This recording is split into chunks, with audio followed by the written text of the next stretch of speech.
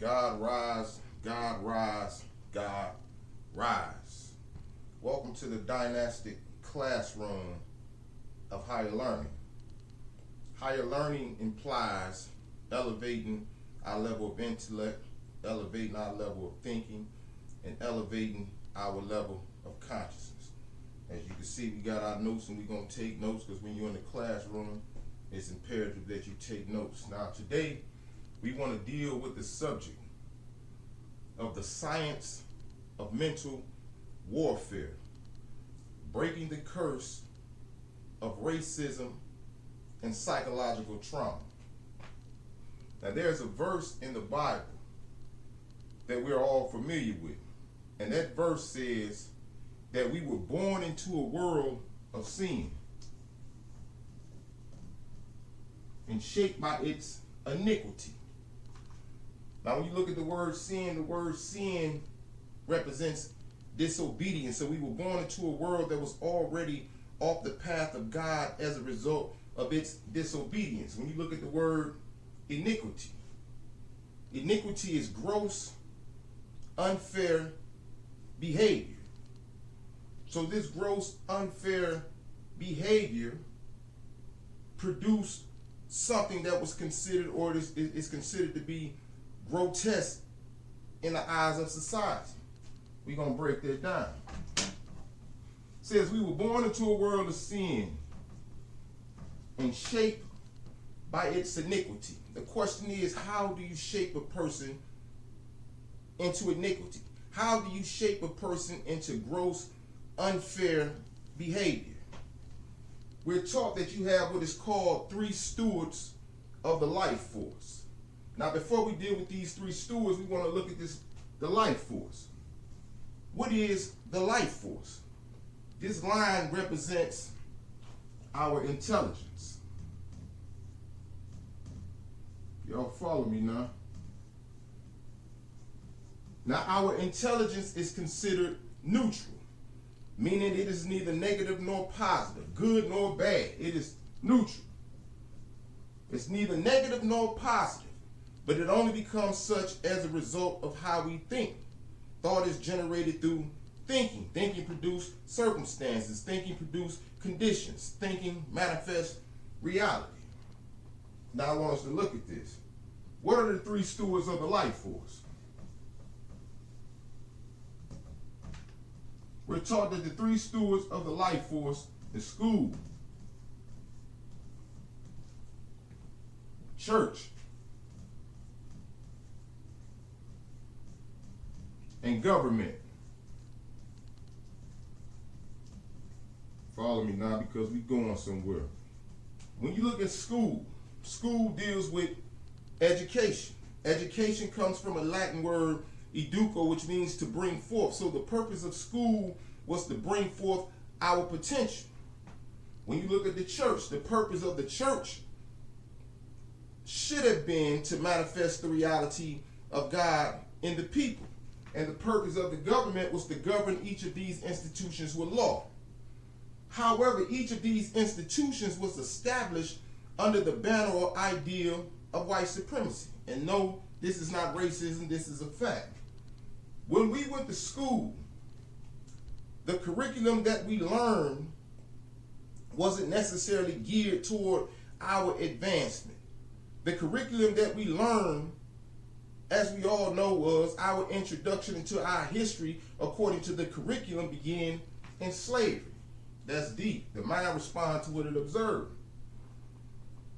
When you look at the church, the purpose of the church was to manifest the reality of God in the people. And this is not a knock to my Christian family at all, but when you look at the church, it is a fact that this institution was established under the ideology of white supremacy.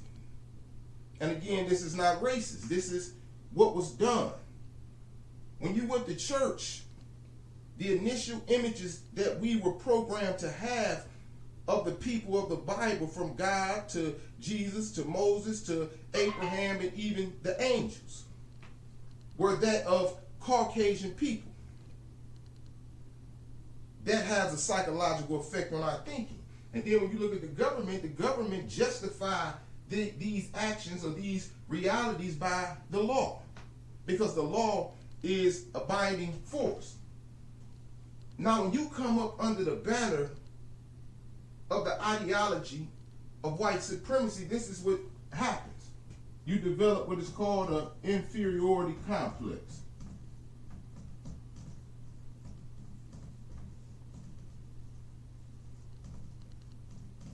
And this side develop what is called a superiority complex.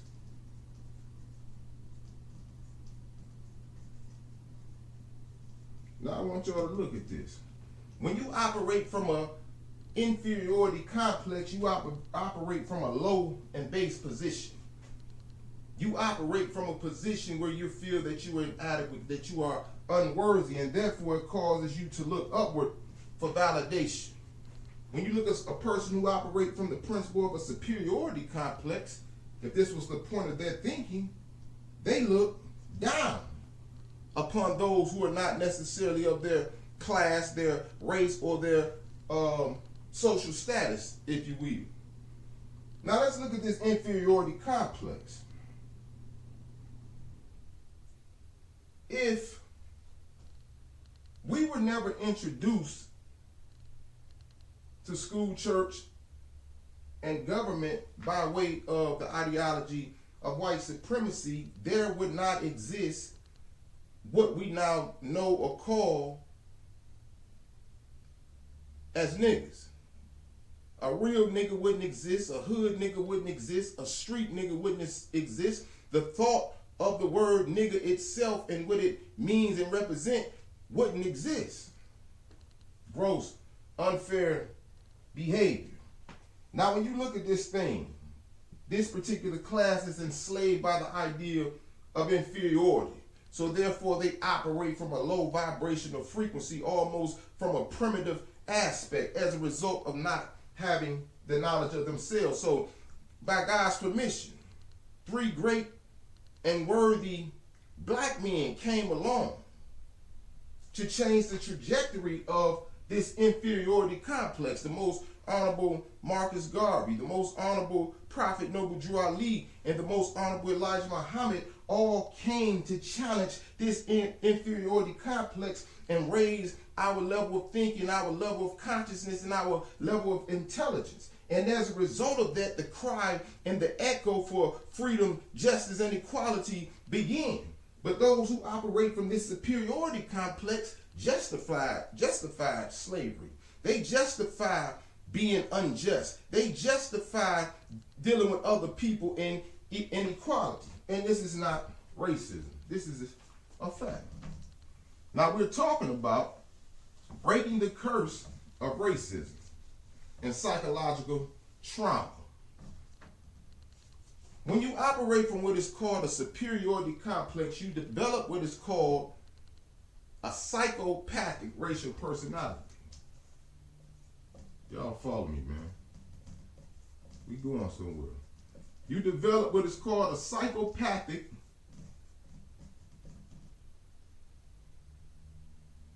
racial personality.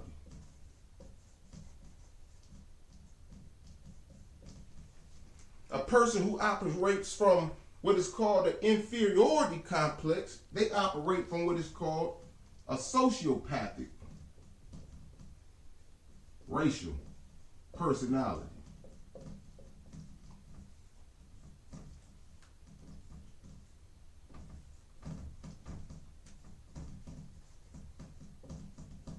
So this explains when you look at the conditions or the mental state of our youth today, and they're operating in the thinking of being niggas, hood niggas, street niggas, real niggas. They say that they on demon time. The culture of today is what they call drill music or kill music. So this low and bass frequency is propagated through this inferiority complex, which creates a sociopathic racial personality. So now when we look at our youth, they don't have empathy. They don't have sympathy. They don't even know how to feel because they've been conditioned to not feel in order to adapt or adjust to their environment.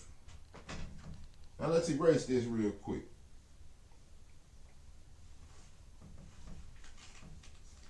The psychopathic racial personality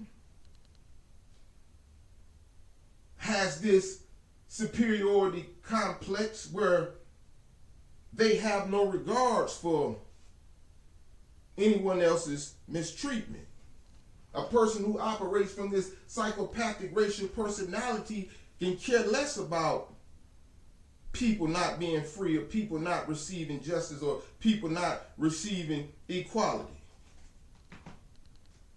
Because as a result of this psychopathic racial personality, they have no feelings toward the conditions of those who are ill-affected. And let's look at this. The law of deprivation creates desperation. I'm going to say that again. The law of deprivation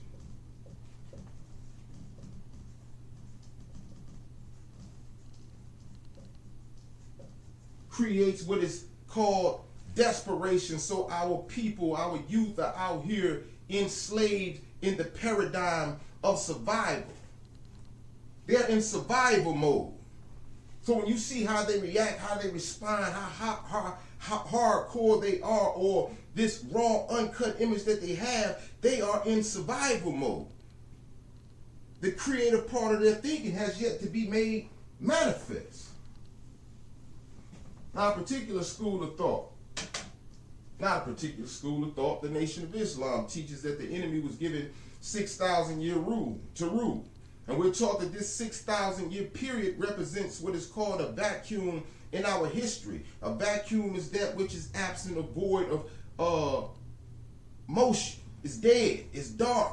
So in a particular period of our time, there will be darkness amongst the land of the people. Now I want y'all to follow me, beloved. When you look at a vacuum is that which is absent of air. Can't breathe. Water. Can't live. Life. And light. So this vacuum in our history represents a period of time where the black man will be going through a social conditioning where he has no air. He can't breathe. He can't properly affect himself. He has no knowledge, no water, which is symbolic or equivalent to knowledge. So he can't cultivate the land through his mind, and therefore he can't produce life, and therefore he can't manifest light from the intellect, from his mind, from the upper regions of his thinking.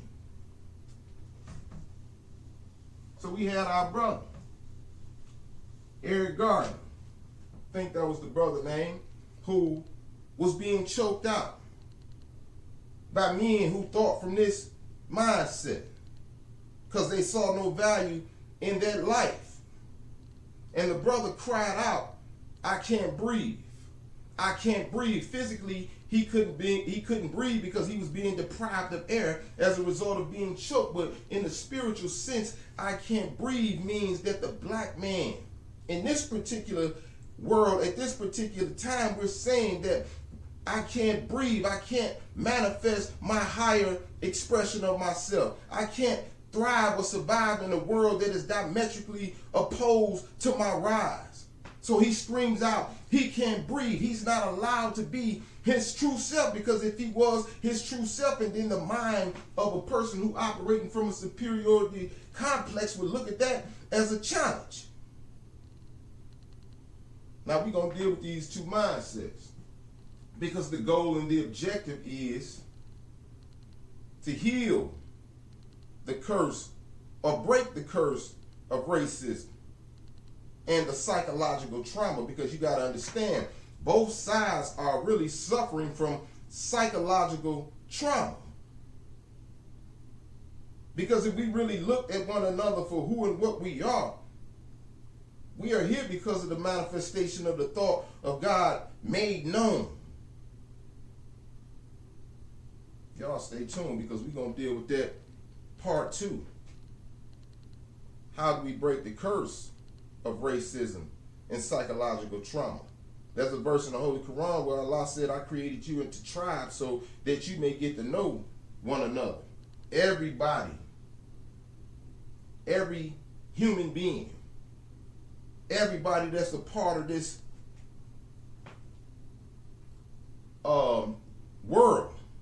as human beings has something valuable to offer.